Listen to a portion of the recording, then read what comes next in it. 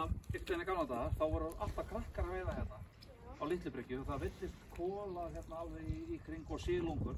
Oft kom silungur hérna svolítið langt hérna úti og einu sinni var frændiðinn, hann heitir Þórður og hann var svona gamall bara eins og þú, kannski aðeins eldri, eða svona 10 ára, kannski 10-12 ára.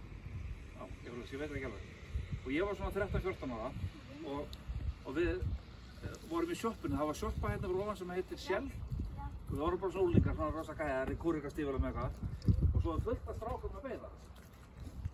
Og þá sjáum við þarna úti að það kemur svona alveg svona vaða af sílungum, kemur fullt af sílungum og það glampar á rosa sól, þetta var náttúrulega sumar.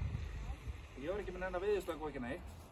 Þannig að ég tek hérna svona eitt grjót og strákarnir að nei, nú kemur ekki svaka vaða og ég tek svona grjót hérna og hendi þetta lengt út og það er beitt í hausinn á stærsta fisknum og hann bara boing, flýtur upp og ég segi við frændaðinn Þórð, ég segi herði, Þórður, en það sækja fyrir mig þetta fiskinn hérna og hann fer hérna og veður út í og sækir fiskinn og svo tek ég bara fiskinn og lappa með svona stóran fisk að hendi mömmu og skauta bara með grjóti.